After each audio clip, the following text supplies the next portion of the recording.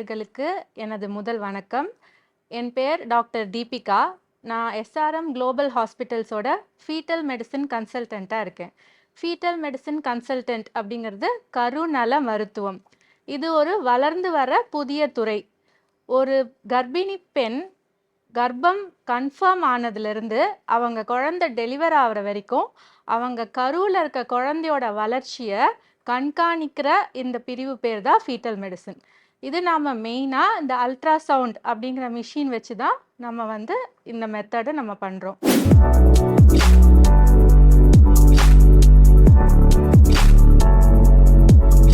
இப்போ நீங்கள் ப்ரெக்னென்ட் ஆகிறாங்கன்னு வச்சுக்கோங்க, உடனே ரொம்ப சந்தோஷமாயிடுவாங்க. யூரின் டெஸ்ட் பாசிட்டிவாக இருந்த பார்த்து எல்லாரும் ஸ்வீட்ஸ் சாக்லேட்ஸ் எடுத்து செலிப்ரேட் பண்ணுறீங்க. அதோட நீங்கள் முக்கியமாக செய்ய வேண்டியது ஃபஸ்ட்டு போய் உங்களோட ஆப்ஸ்டட்ரிஷனை நீங்கள் பார்க்கணும்.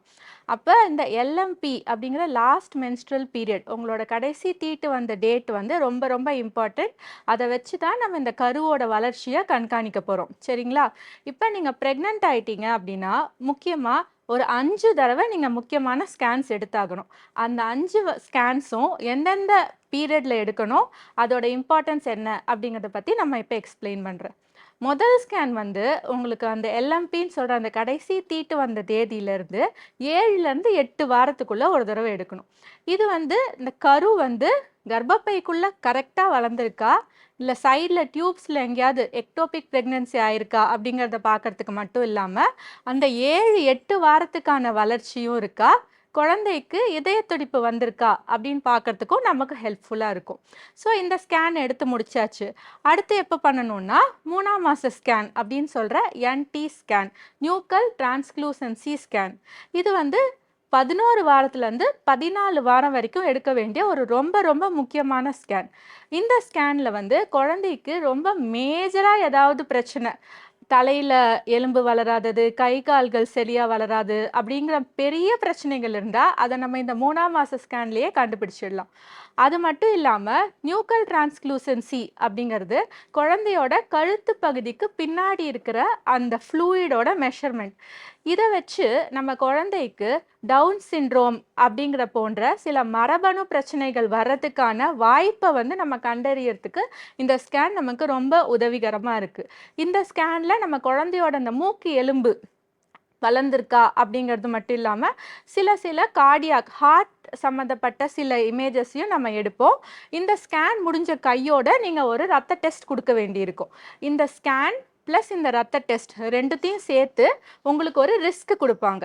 இது அப்சல்யூட் டெஸ்ட் கிடையாது, இது ஸ்க்ரீனிங் டெஸ்ட் அப்படின்னு சொல்லுவோம். அதாவது இந்த மரபணு சம்மந்தப்பட்ட பிரச்சனைகள் வரத்துக்கான வாய்ப்பு குறைவாக இருக்கா, வாய்ப்பு அதிகமாக இருக்கா அப்படிங்கிறது இந்த டெஸ்ட்டில் நமக்கு தெரியும்.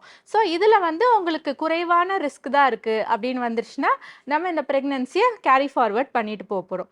அடுத்து நம்ம பண்ண வேண்டிய ரொம்ப ரொம்ப முக்கியமான ஸ்கேன் தான் இந்த 5ஆம் மாத ஸ்கேன் அப்படிங்கிற டார்கெட் ஸ்கேன். இப்போ ஒரு ப்ரெக்னென்ட் உமன் இருக்காங்க, அவங்க ஹோல் ப்ரெக்னென்சியில் நான் ஒரே ஒரு ஸ்கேன் மட்டும்தான் எடுப்பேன் அப்படின்னு சொல்கிறாங்க. அப்போ நம்ம கண்டிப்பாக இந்த 5ஆம் மாத ஸ்கேனை தான் அவங்கள எடுக்க சொல்லுவோம்.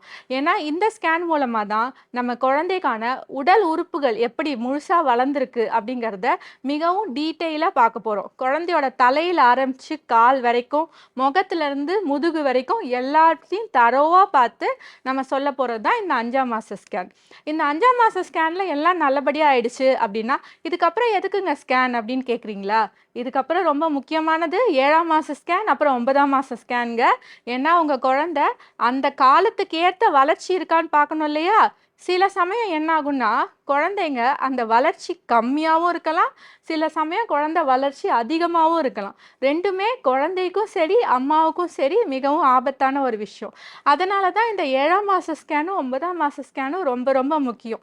இதில் நம்ம குழந்தையோட வளர்ச்சி மட்டும் இல்லாமல் குழந்தைய சுற்றி இருக்க தண்ணி அளவு எப்படி இருக்குது, குழந்தையோட மூமெண்ட் எப்படி இருக்குது, குழந்தைக்கு போகிற ரத்த ஓட்டம் எப்படி இருக்குது அப்படிங்கிற மிக முக்கியமான விஷயங்களையும் நிறையா பார்ப்போம். இதில் ஏதாவது நமக்கு பிரச்சனை இருக்குன்ற பட்சத்தில் அதுக்கு ஏற்ற மாதிரி உங்களோட ஆப்ஸ்டட்ரிஷியன் கூட கலந்து பேசி இந்த ஸ்கேன்ஸோட ஃப்ரீக்வன்சியை 2 வாரத்துக்கு ஒரு தடவையோ வாரத்துக்கு ஒரு தடவையோ நம்ம இன்க்ரீஸ் பண்ண போகிறோம்.